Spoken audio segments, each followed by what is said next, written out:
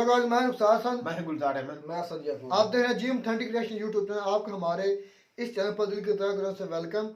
अगर आप देखना चाहते हैं क्रिएशन वीडियो तो हमारे चैनल जरूर सब्सक्राइब करें। उम्मीद करते हैं आप खैर से होगा, यूनिवर्सिटी हम मुस्कुराते रहें। जो वीडियो का टाइटल है आज पाकिस्तान इकोनॉमिक क्राइसिस 1947 टू 2023। देखते हैं भाई पाकिस्तान किस तरह क्राइसिस से गुजरा है। पहले देख लेते हैं वीडियो, फिर देता अपना रिएक्शन। हमें खत्म कर दो, हमें नहीं चाहिए, आटा नहीं चाहिए।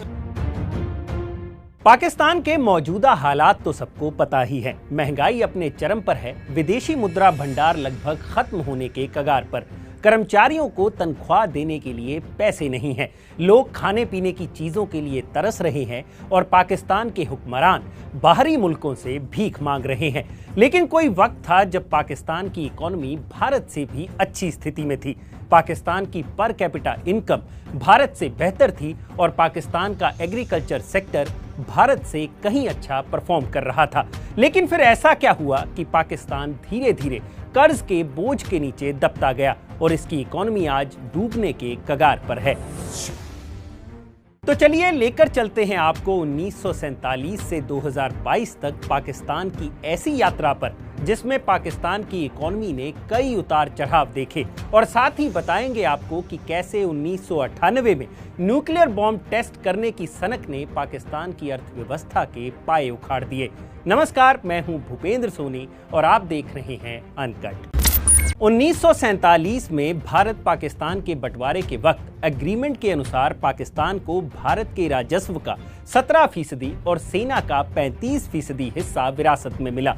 लेकिन यह बंटवारा रातों रात नहीं हुआ था, इसमें काफी वक्त लगा। बंटवारे के बाद पाकिस्तान के सर पर किसी तरह का कोई कर्जा नहीं था।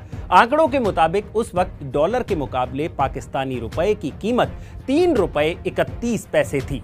तब वेस्ट पाकिस्तान और ईस्ट पाकिस्तान की आबादी लगभग 7 करोड़ के आसपास थी और भारत की तरह पाकिस्तान की सरकार भी रेफ्यूजी संकट से जूझ रही थी। लेकिन पाकिस्तान के लिए सबसे बड़ा प्लस पॉइंट था उसका एग्रीकल्चर सेक्टर, क्योंकि पाकिस्तान के पास भारत के मुकाबले अच्छी उपजाऊ जमीन थी और कई अहम नहरें भी पाकिस्तान के हिस्से में आई थी। हालांकि पाकिस्तान का शुरुआती दौर खुद को स्टेबल करने और कश्मीर को हासिल करने की जंग में ही गुजर गया। अक्टूबर 1948 में पाकिस्तान में स्टेट बैंक ऑफ पाकिस्तान की शुरुआत हुई, जिसके बाद भारत और पाकिस्तान के बीच करेंसी डिस्प्यूट शुरू हो गया। यहां तक कि उस वक्त आरबीआई में काम करने वाले मुस्लिम और नॉन मुस्लिम स्टाफ का क्या होगा, इस पर भी काफी लंबी खींचतान चली थी। अगस्त 2022 में पाकिस्तान की फाइनेंस मिनिस्ट्री द्वारा जारी की गई रिपोर्ट के मुताबिक 1950 में पाकिस्तान की जीडीपी $3 बिलियन थी और विकास दर 1.8% दर्ज की गई थी। हालांकि 1952 में हुए कोरियन युद्ध ने पाकिस्तान में व्यापारिक वर्ग को फलने फूलने का पूरा मौका दिया, लेकिन अपने शुरुआती दौर में पाकिस्तान की इकोनॉमी को काफी दिक्कतों का सामना करना पड़ा, जिसके पीछे की सबसे अहम वजह थी उस वक्त की अस्थिर सरकारें। लेकिन फिर साल 1958 में आर्मी ने पाकिस्तान की सियासत पर पूरा कंट्रोल कर लिया और अयूब खान को पाकिस्तान का चीफ मार्शल लॉ एडमिनिस्ट्रेटर नियुक्त किया गया, जिसके कुछ वक्त बाद ही अयूब खान ने खुद को पाकिस्तान का राष्ट्रपति घोषित कर दिया।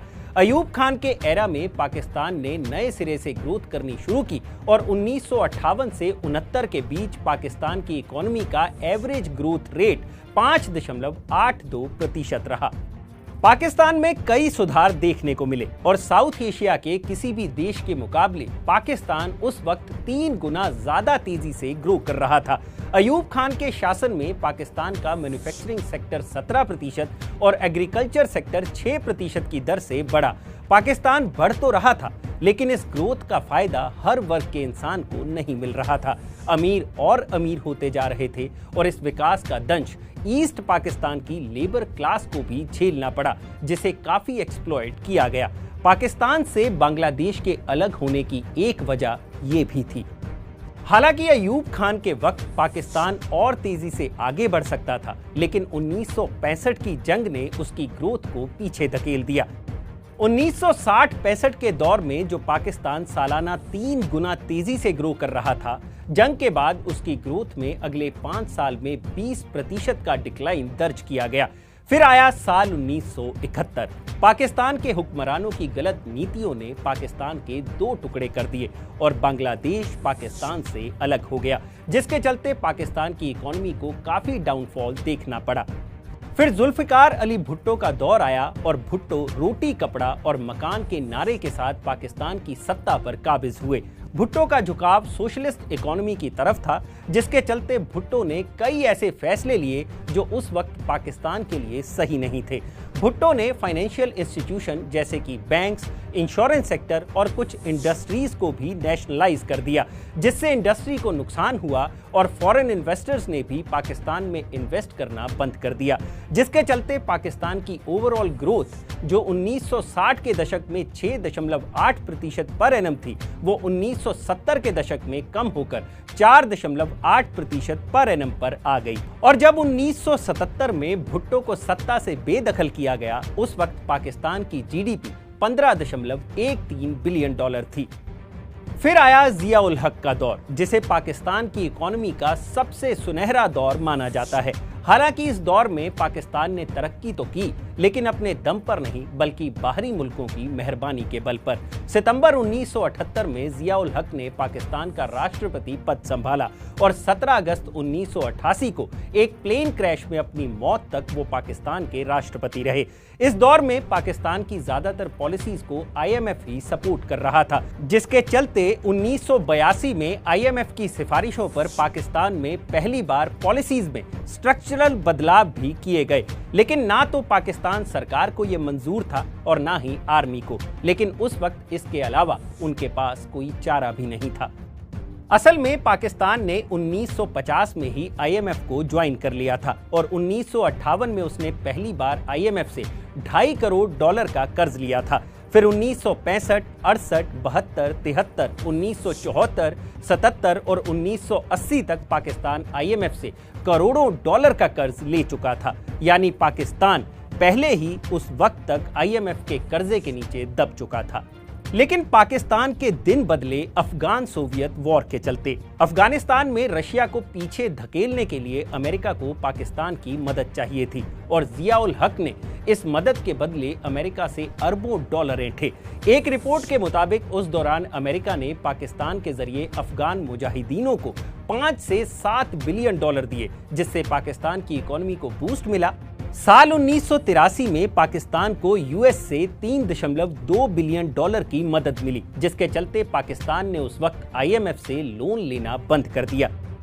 हालांकि इस दौरान पाकिस्तान का इंडस्ट्रियल सेक्टर ढलान पर था, लेकिन एग्रीकल्चर सेक्टर में आई तेजी और विदेशों में बैठे पाकिस्तानियों से आने वाले पैसे ने पाकिस्तान की इकोनॉमी को काफी बूस्ट किया। 1982-83 में पाकिस्तान की जीडीपी में फॉरेन रेमिटेंसेस का हिस्सा 10% के करीब था। यही नहीं, नारकोटिक ट्रेड ने भी 80 के दशक में पाकिस्तान की जीडीपी को संभाले रखा। उधर जिया के दौर में मिलिट्री एक्सपेंडिचर काफी ज्यादा बढ़ा, जो पाकिस्तान की जीडीपी का 7% था। वहीं सरकारी खर्चों में भी लगातार बढ़ोतरी हो रही थी, जिसके चलते 1988 में पाकिस्तान सरकार का कुल कर्जा $290 मिलियन पहुंच गया। फिर जिया उल हक की मौत के बाद बेनजीर भुट्टो और नवाज शरीफ का दौर आया और 1996 आते आते पाकिस्तान का कर्जा $900 मिलियन को पार कर चुका था। हालांकि उस वक्त पाकिस्तान की आर्थिक स्थिति कुछ मामलों में भारत से बेहतर थी।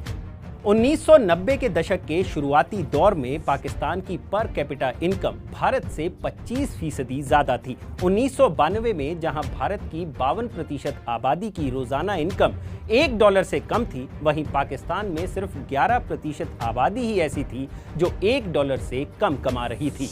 यही नहीं, उस वक्त लगभग 20 लाख पाकिस्तानी विदेशों में काम कर रहे थे, जिनके चलते विदेशी मुद्रा पाकिस्तान में फ्लो हो रही थी। लेकिन फिर ऐसा क्या हुआ कि 1990 के दशक के अंत तक पाकिस्तान IMF जैसी संस्थाओं के सामने रेंगने लग गया। 1996 तक पाकिस्तान का डेट $900 मिलियन पर था और IMF ने मदद के बदले स्ट्रक्चरल चेंजेस करने की सलाह दी, जिसके बाद पाकिस्तान ने टैक्सेस में बढ़ोतरी की और जनता पर महंगाई का बोझ पड़ना शुरू हो गया। फिर आया साल 1998, जब पाकिस्तान ने अपना न्यूक्लियर बॉम्ब टेस्ट किया। पाकिस्तान की इस एक गलती ने उसकी इकोनॉमी की कमर तोड़ कर रख दी। G8 ग्रुप में शामिल देशों ने पाकिस्तान पर कई तरह के व्यापारिक पाबंदियां लगा दी, जिसके चलते पाकिस्तान की इकोनॉमी को काफी तगड़ा झटका लगा।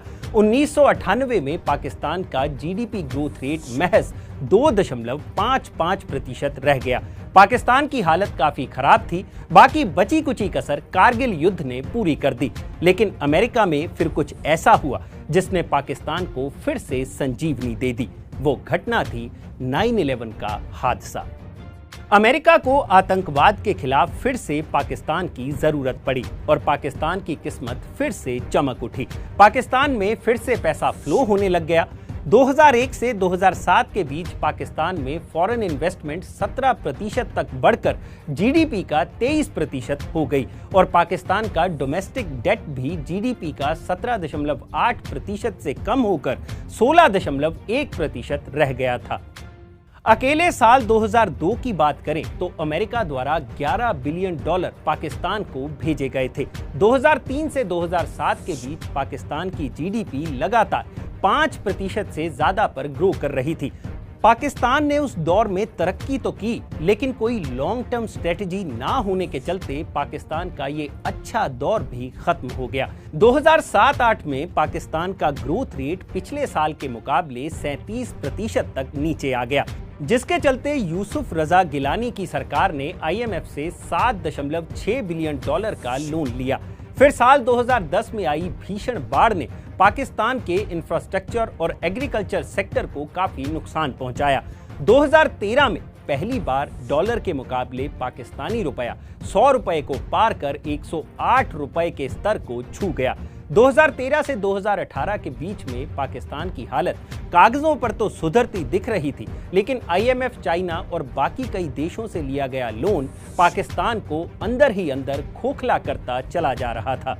2018 में इमरान खान के सत्ता संभालते ही पाकिस्तान की इकोनॉमी फिर से डगमगाने लगी, जिसके चलते पहले सऊदी अरेबिया, फिर USA और फिर चाइना से लोन लिया गया। लेकिन पाकिस्तान सरकार यही नहीं रुकी। हालत खराब होते देख 2019 में IMF से $1 बिलियन का लोन और लिया गया।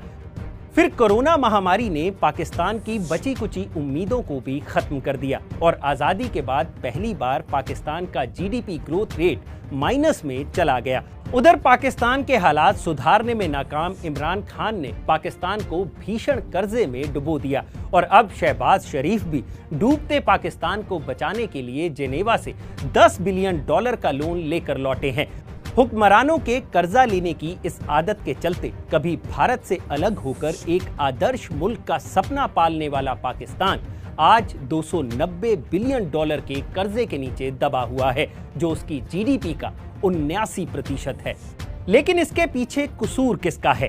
पाकिस्तान के हुक्मरानों का, पाकिस्तानी फौज का, आतंकवादियों को पालने का, या फिर कर्ज लेकर घी खाओ वाली पाकिस्तान की नीतियों का? सवाल कई हैं जो पाकिस्तान के सामने मुंह बाए खड़े हैं। तो ये है 1947 से लेकर अब तक की डूब। बड़ी भाई की मेहनत थी। पहली बात तो ये है कि उसको क्रेडिट जाता है कि उसने पाकिस्तान की हर पीरियड के दौरान, हर सन के दौरान जो जीडीपी ग्रोथ रेट थी किस तरह बढ़ी, क्यों बढ़ी, किस लेवल पर थी।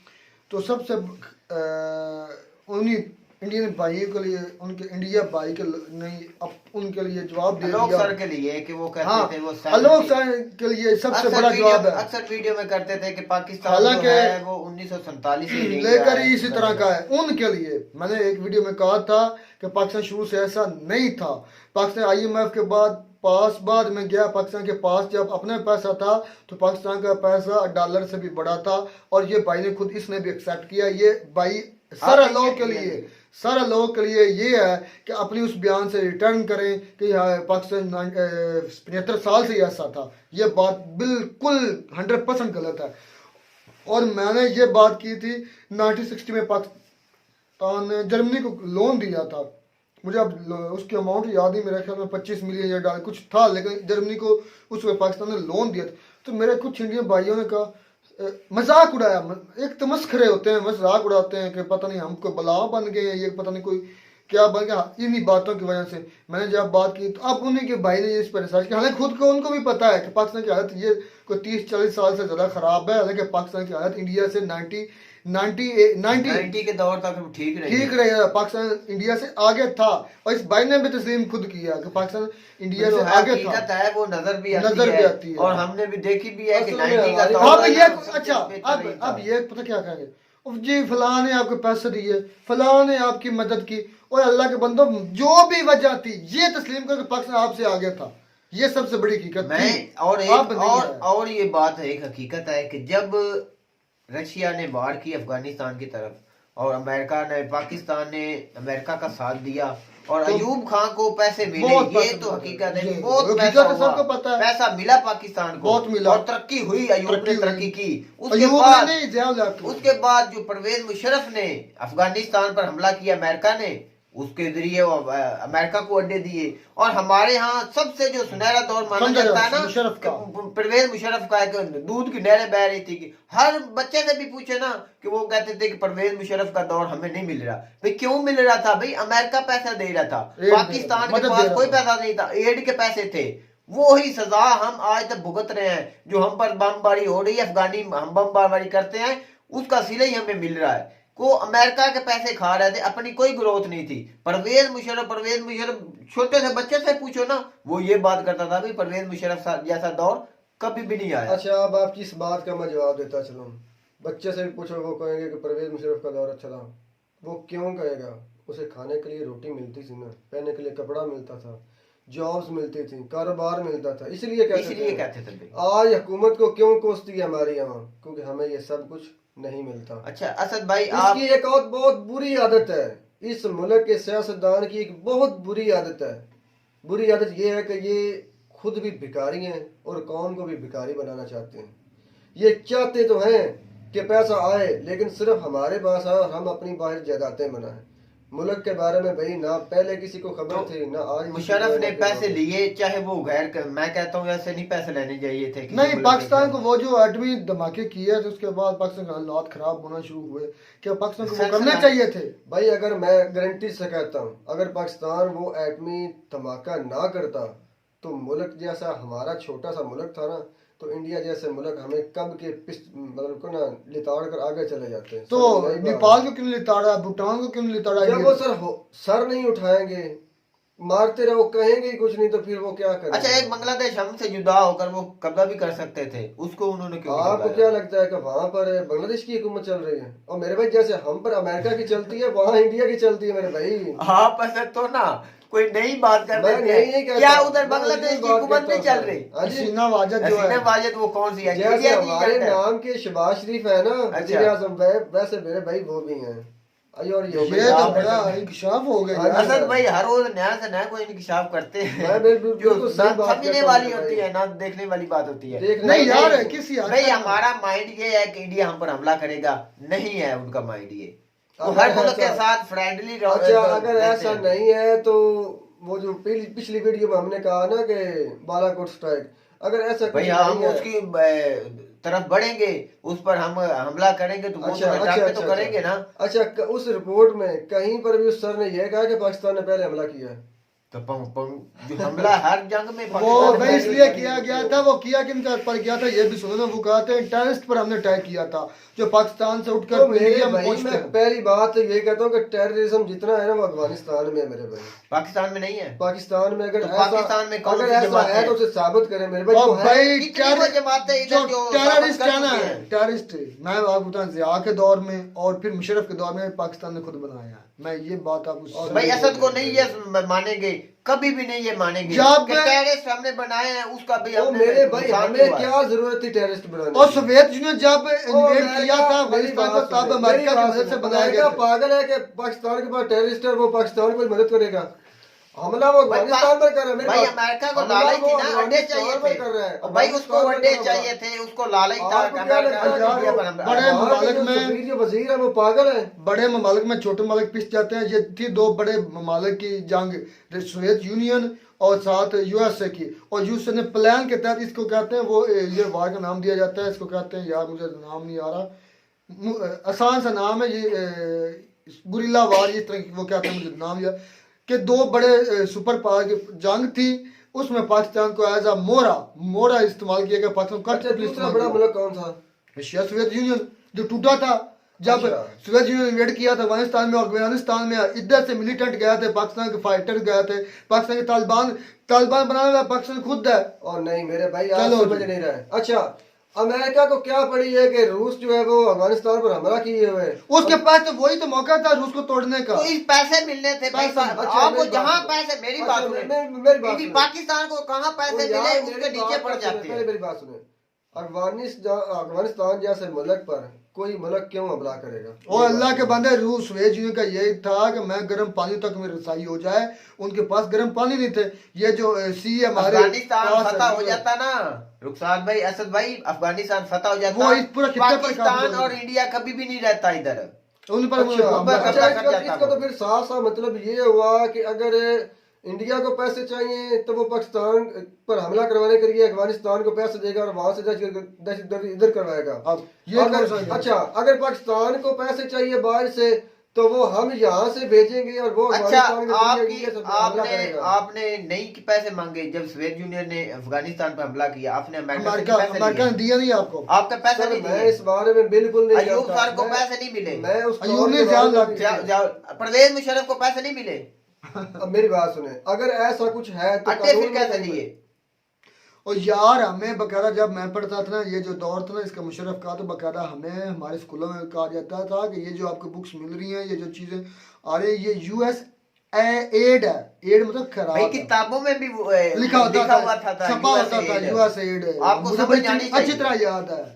इसका तो भाई एक ही मतलब बनता है कि हमने जो तालीम हासिल की है वो हमने तो कहा कि हम तालीम याफ्ता हो गए लेकिन वो बाहर ममालिक में कोई तालीम नहीं है तो कौन मानता मैं एक आई बात करता हूँ आज कोई पाकिस्तानी ऐसा दिमाग लड़ाए कि अमेरिका को जरूरत पाकिस्तान की पड़ जाए तो वो भाई पैसा फेंकने शुरू कर दे कोई ऐसा दिमाग जिस तरह यूक्रेन पर फेंक रहे हैं वो जैसे यूक्रेन को 113 बिलियन डॉलर। असल भाई ये सच नहीं होगा कि कोई पाकिस्तानी ऐसा प्लान लगाए कि पाकिस्तान की जरूरत अमेरिका को पड़े और डॉलर फेंके और इसकी कोई हालत अच्छी हो जाए जैसे हकीकत में होता है। आप कैसी बातें करते हैं? ये क्यों ऐसा करेंगे? ये क्यों क्या ऐसा है हमने नहीं इन्हें क्या जरूरत है ऐसा करने की? भाई भूख से मार रहे हैं। भूख से मार रहे हैं भाई बात मुख से इतनी है पाकिस्तान 75 साल से ऐसा नहीं था।